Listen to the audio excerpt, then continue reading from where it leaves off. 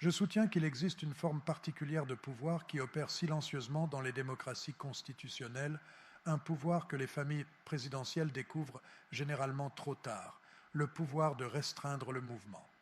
Ce pouvoir ne s'annonce pas par des déclarations dramatiques ou des arrestations spectaculaires. Il opère par des mécanismes bureaucratiques discrets, des saisies de documents, des restrictions de voyage qui transforment instantanément un citoyen libre en quelqu'un dont les déplacements sont contrôlés par l'État. Et lorsque ce pouvoir est exercé contre un membre d'une famille présidentielle suite au témoignage d'un autre membre de cette même famille, nous ne sommes plus dans le domaine de la simple application de la loi. Nous sommes dans celui de la désintégration institutionnelle d'une structure de pouvoir qui reposait sur l'hypothèse que les liens familiaux offriraient une protection mutuelle contre les mécanismes de l'État. Cette hypothèse, lorsqu'elle est testée par des enquêtes juridiques sérieuses, se révèle être une illusion, car le système juridique américain ne reconnaît aucun privilège familial dans les matières criminelles, aucune exemption de témoignage basée sur la loyauté personnelle, aucune protection contre les conséquences qui découlent naturellement d'informations véridiquement fournies sous serment. Cette absence de privilège familial n'est pas un accident du système américain, c'est une caractéristique délibérée, enracinée dans le rejet des principes aristocratiques européens, où les familles puissantes pouvaient effectivement se placer au-dessus de la loi par leur position sociale. Les pères fondateurs ont explicitement rejeté l'idée que le nom de famille ou la proximité avec le pouvoir devraient offrir une protection légale. Ils ont insisté pour que chaque individu, indépendamment de son statut familial, soit soumis aux mêmes lois et aux mêmes procédures. Et cette insistance se manifeste de manière particulièrement dramatique lorsque des membres de familles présidentielles découvrent que leurs relations les plus intimes n'offrent aucune protection contre les obligations légales de témoigner véridiquement. L'opinion publique traite généralement ces situations comme des drames personnels, des trahisons familiales, des moments où les loyautés personnelles entrent en conflit avec les obligations civiques. Cette interprétation capture une partie de la vérité émotionnelle, mais elle rate complètement la dynamique institutionnelle fondamentale, car ce qui se produit dans ces moments n'est pas principalement une question de choix moraux individuels. C'est une question de la manière dont les institutions juridiques transforment les relations de pouvoir familial, comment elles désagrègent l'unité apparente en responsabilités individuelles distinctes, et comment ce processus de désagrégation crée des conséquences en cascade que personne dans la famille n'anticipait ou ne désirait. Lorsqu'une première dame est appelée à témoigner dans une enquête criminelle, ce n'est jamais une décision prise à la légère. Les procureurs comprennent la sensibilité politique d'assigner des membres de la famille présidentielle. Ils savent que de telles actions attireront une attention médiatique intense et seront interprétées à travers des prismes partisans. Donc avant d'émettre une telle assignation, ils doivent avoir des preuves substantielles que le témoignage sera pertinent et matériel, qu'il ne peut pas être obtenu d'autres sources moins sensibles et qu'il justifie les coûts politiques et institutionnels d'assigner une première dame.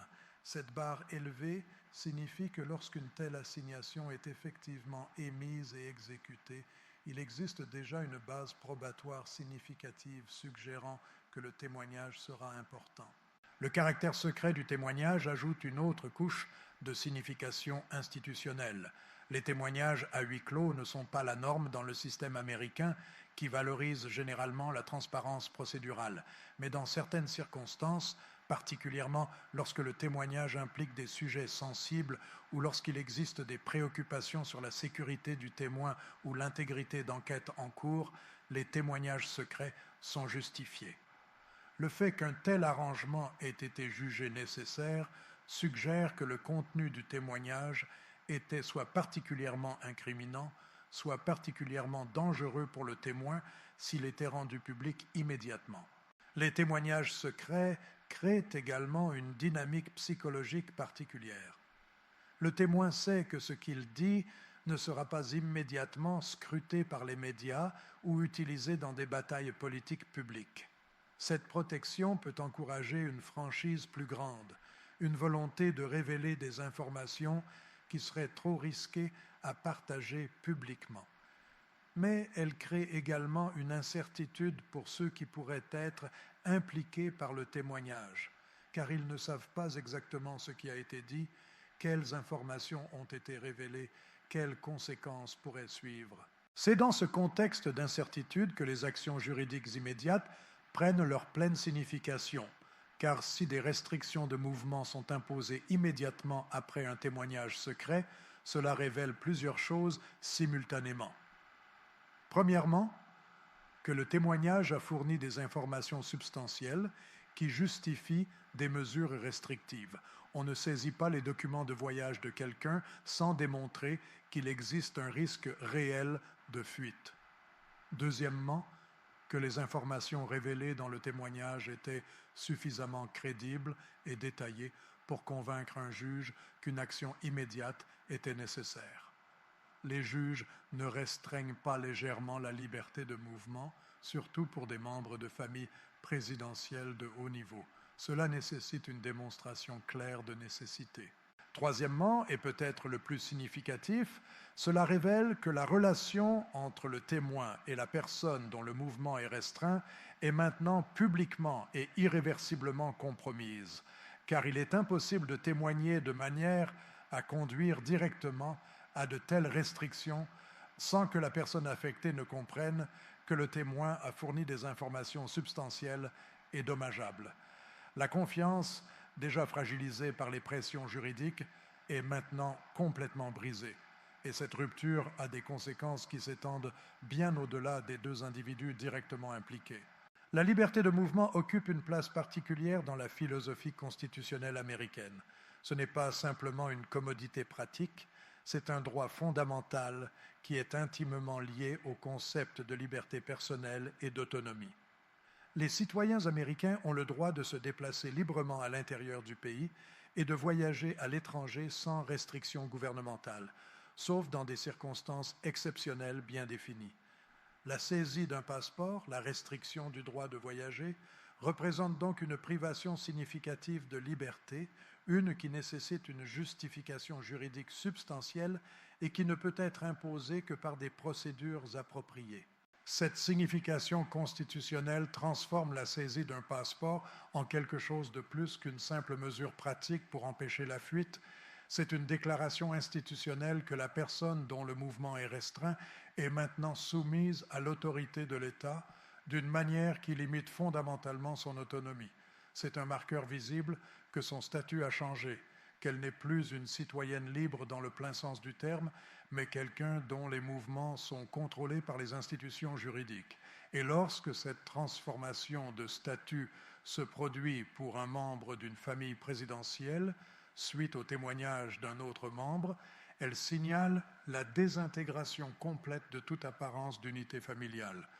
Cette désintégration crée des ondes de choc à travers toute la structure politique qui entoure la présidence, car les familles présidentielles ne fonctionnent pas simplement comme des unités domestiques privées.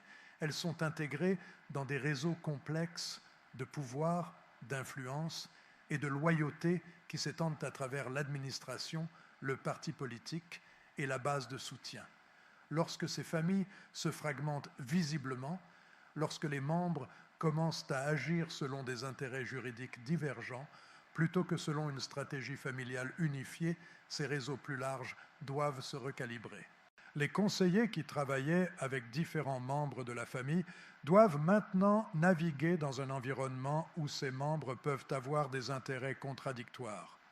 Les alliés politiques doivent choisir quel membre de la famille soutenir, sachant que ce soutien pourrait être interprété comme une opposition à d'autres membres. Les donateurs doivent recalculer leurs investissements politiques en fonction de la viabilité à long terme d'une structure de pouvoir familial qui est clairement en train de se fragmenter. Et progressivement, à mesure que ces recalculations se multiplient, la capacité de la famille présidentielle à fonctionner comme une unité politique cohérente s'érode. Les membres de familles présidentielles qui font face à des enquêtes juridiques sérieuses confrontent un dilemme fondamental concernant la coopération avec les autorités. D'un côté, la coopération totale peut offrir la meilleure protection juridique individuelle. Les procureurs apprécient généralement les témoins coopératifs et peuvent offrir des accords de plaidoyer plus favorables ou même une immunité en échange de témoignages véridiques. De l'autre côté, la coopération qui implique d'autres membres de la famille détruit nécessairement les relations familiales et crée des ressentiments permanents. Ce n'est pas simplement une question de loyauté abstraite, c'est une question de savoir si les liens familiaux devraient prévaloir sur la protection juridique personnelle. Ce dilemme n'a pas de solution qui satisfasse toutes les valeurs en jeu. Choisir la protection personnelle par la coopération complète préserve ses propres intérêts juridiques, mais détruit les relations familiales. Choisir la loyauté familiale en refusant de coopérer préserve les relations, mais crée des risques juridiques énormes, incluant des charges potentielles d'obstruction à la justice ou de parjure. Et contrairement à beaucoup de dilemmes moraux qui peuvent être résolus par compromis, celui-ci force des choix binaires. On témoigne véridiquement ou on ne le fait pas. On fournit des informations incriminantes ou on ne le fait pas. Il n'y a pas de moyen terme qui préserve à la fois les relations familiales et la protection juridique complète. Les avocats qui représentent des membres de familles présidentielles dans ces situations ont l'obligation professionnelle de conseiller leurs clients sur leurs meilleurs intérêts juridiques individuels, pas sur les meilleurs intérêts de la famille collectivement. Cette obligation crée souvent des tensions avec les instincts familiaux des clients qui peuvent vouloir protéger d'autres membres de la famille, même au risque de leur propre exposition juridique.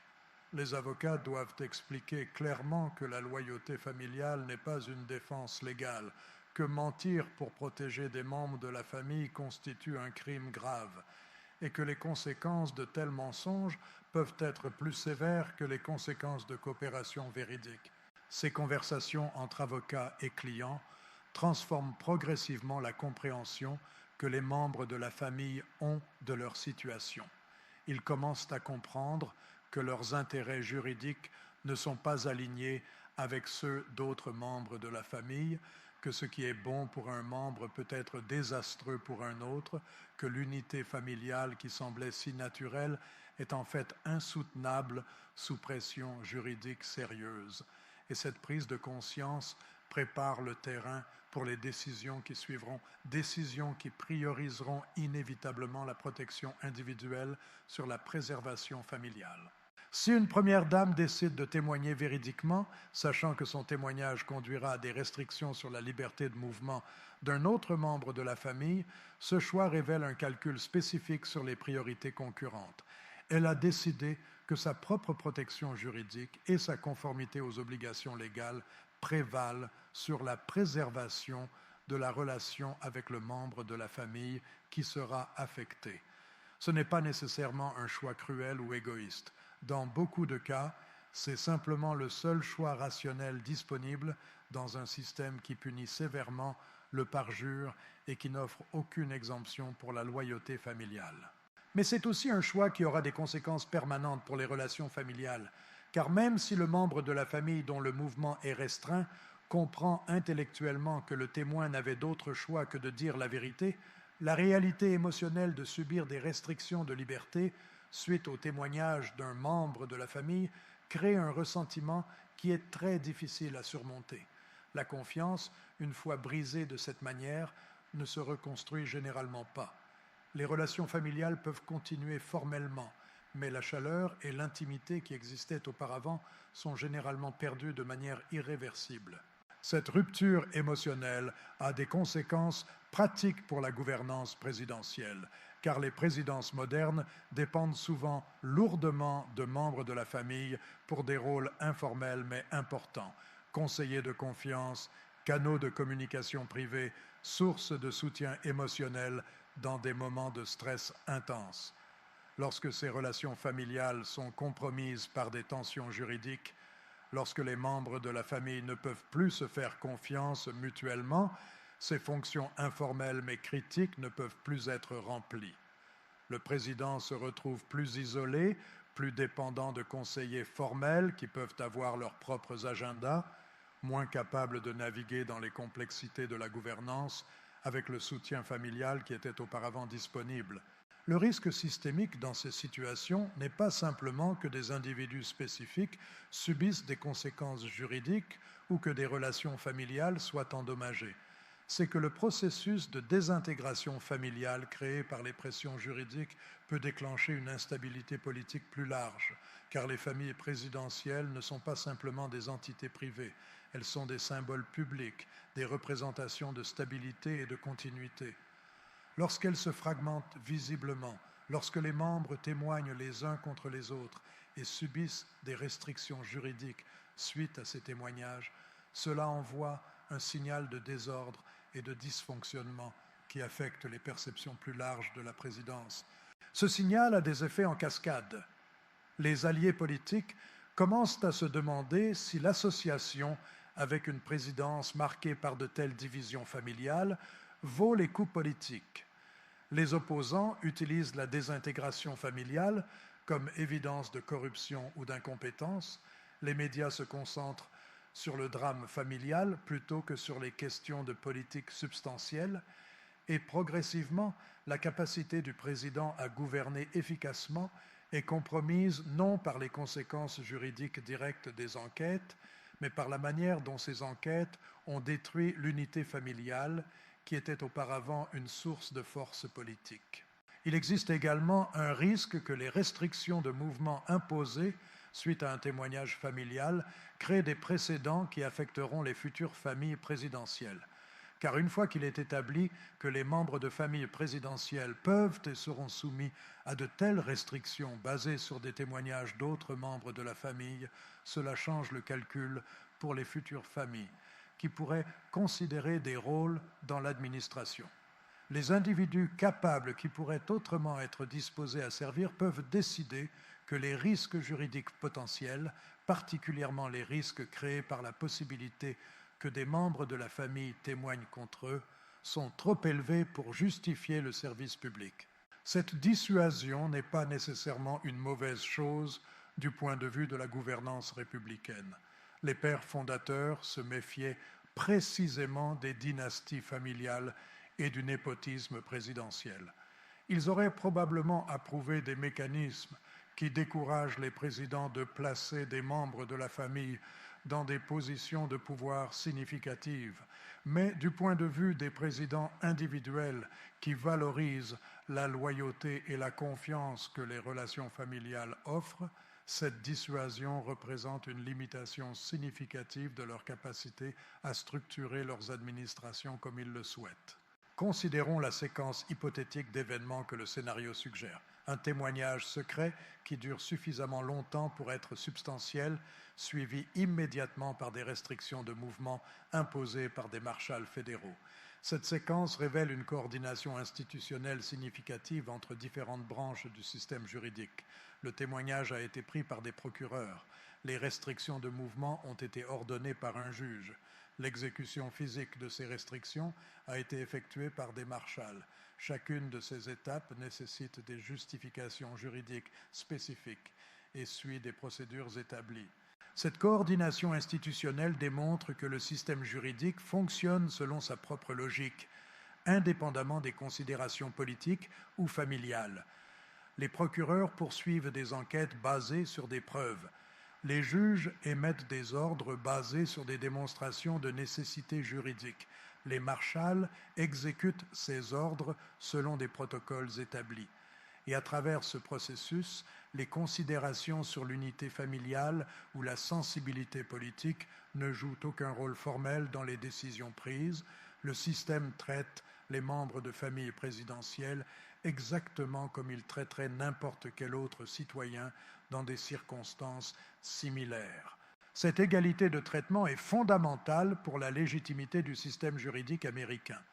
Si les membres de famille présidentielle recevaient un traitement préférentiel Si leur relation familiale leur offrait une protection contre les procédures juridiques ordinaires, cela minerait le principe que personne n'est au-dessus de la loi. Mais cette égalité de traitement a un coût. Elle détruit nécessairement les structures de pouvoir familiales qui dépendent de l'hypothèse que les liens familiaux offrent une certaine protection mutuelle. Car lorsque les membres de la famille découvrent qu'ils peuvent être forcés de témoigner les uns contre les autres, que leurs témoignages peuvent conduire directement à des restrictions sur la liberté d'autres membres, l'unité familiale devient insoutenable. Les implications pour la présidence elle-même sont profondes et durables. Une présidence qui dépendait de la famille comme source de conseil, de soutien et de loyauté inconditionnelle découvre que cette source n'est plus fiable. Les conversations familiales ne peuvent plus être présumées privées lorsque les membres de la famille peuvent être contraints de témoigner sur leur contenu. Les décisions prises en consultation familiale peuvent être exposées et scrutées par des procureurs. Les stratégies développées avec l'aide de membres de la famille peuvent être révélées par témoignage sous serment. Et le président doit gouverner, sachant que même ses relations les plus intimes sont potentiellement compromises par les mécanismes juridiques.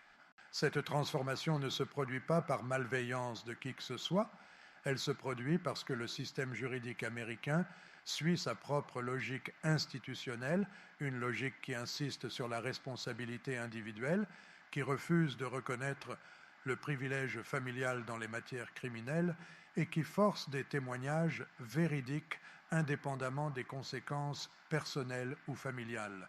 Et une fois que cette logique est mise en mouvement par des enquêtes sérieuses, elle est très difficile à arrêter ou à dévier, car chaque tentative d'interférence avec les procédures juridiques crée ses propres risques juridiques supplémentaires. Je ne prétends pas prédire exactement comment de tels événements se résoudraient s'ils se produisaient réellement, mais je peux identifier les dynamiques institutionnelles qui seraient inévitablement en jeu. Les institutions juridiques continueraient de traiter les individus comme distincts, forçant des témoignages et imposant des restrictions basées sur des critères juridiques plutôt que sur des considérations familiales. Les membres de la famille continueraient de faire face à des choix impossibles entre protection personnelle et loyauté familiale.